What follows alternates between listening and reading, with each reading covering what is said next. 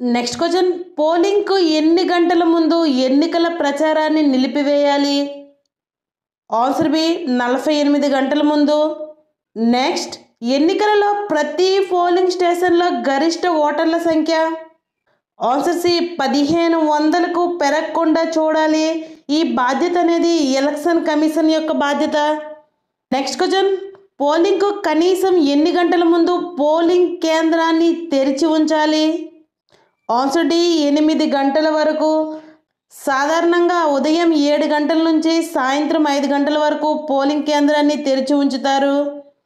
Next, జాతీయ ఓటర్ల దినోత్సవం? ఆన్సర్ సి జనవరి 25. నెక్స్ట్ క్వశ్చన్, ఎన్నికల సంఘం ఏ సంవత్సరం నుండి జాతీయ ఓటర్ల దినంను పాటిస్తున్నది? ఆన్సర్ ఏ 2011వ సంవత్సరం నుంచి ఎన్నికల దినం అనేది పాటిస్తుంది. 1950 జనవరి 25న ఏర్పడి 60 సంవత్సరాలు పూర్తయిన సందర్భంగా యువతను ఓటర్ల జాబితాలో చేర్చడానికి ఎన్నికల సంఘం 2011 నుంచి జనవరి 15న ఓటర్ల దినంగా జరుపుకుంటుంది. Proud to be voter, ready to vote. ఓటర్గా ఉన్నందుకు గర్వపడుతున్నాను, ఓటు వేయడానికి సిద్ధంగా ఉన్నాను అనే క్యాప్షన్స్తో ఓటర్ల దినోత్సవంను జరుపుకుంటున్నారు. నెక్స్ట్, 2021లో ఎలక్షన్ కమిషన్ ప్రారంభించిన వెబ్ రేడియో పేరు? Answer A hello voters.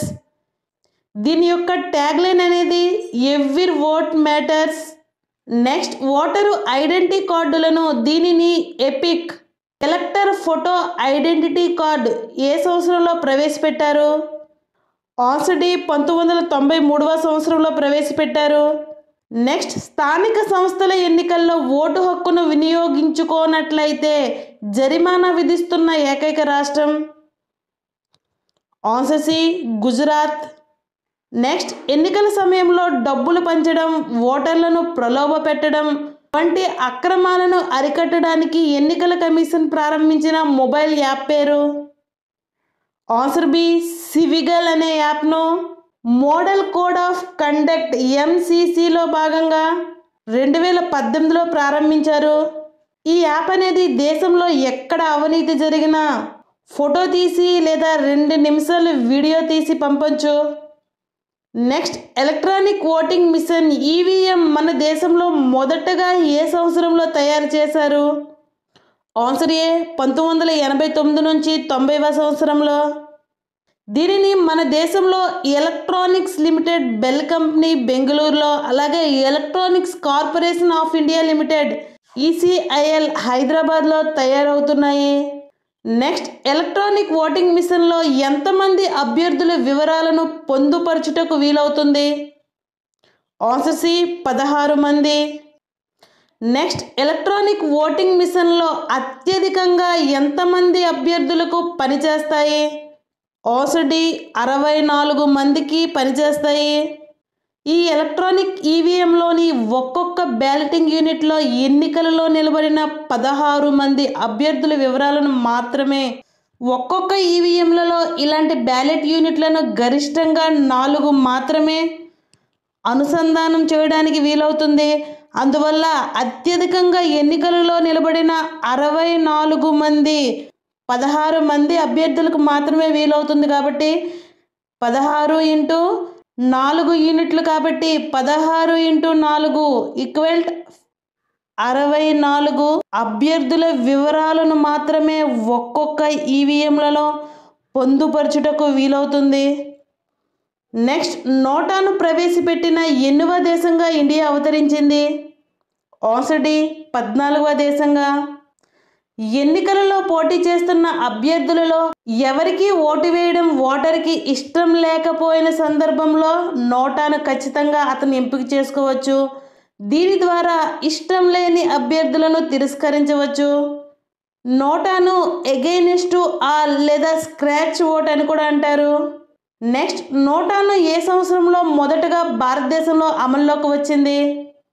Answer B 2013వ సంవత్సరంలో. 2013లో మొదటగా ఢిల్లీ శాసనసభ ఎన్నికల్లో అమలు చేశారు. 2014 లోక్సభ సాధారణ ఎన్నికల్లో పూర్తి స్థాయిలో అమలు చేశారు. నెక్స్ట్, పార్లమెంట్ ఎన్నికలలో మహిళలకు ఓటు కల్పించిన మొదటి దేశం? ఆన్సర్ ఏ న్యూజిలాండ్. నెక్స్ట్, భారతదేశంలో ఎన్నికల కమిషన్ ఒక రాజ్యాంగ సంస్థ. నెక్స్ట్, దేశంలో మొట్టమొదటిసారిగా ఏ రాష్ట్ర శాసనసభకు జరిగిన ఎన్నికలలో పూర్తి స్థాయిలో ఈవీఎంలను ఉపయోగించారు? ఆన్సర్ ఏ 1999వ సంవత్సరంలో గోవాలో జరిగిన ఎన్నికలలో.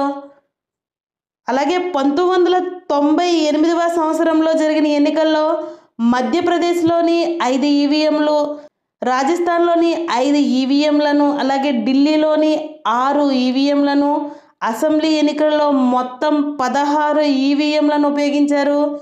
నెక్స్ట్, ఈవీఎంలలో దాదాపు ఎన్ని సంవత్సరాల సమాచారాన్ని నిక్షిప్తం చేయవచ్చు? ఆన్సర్ డి 10 సంవత్సరాల వరకు దీని సమాచారాన్ని నిక్షిప్తం చేయవచ్చు. నెక్స్ట్, ఓటు హక్కు అనేది ప్రాథమిక హక్కు, రాజ్యాంగ హక్కు, చట్టబద్ధమైన హక్కు.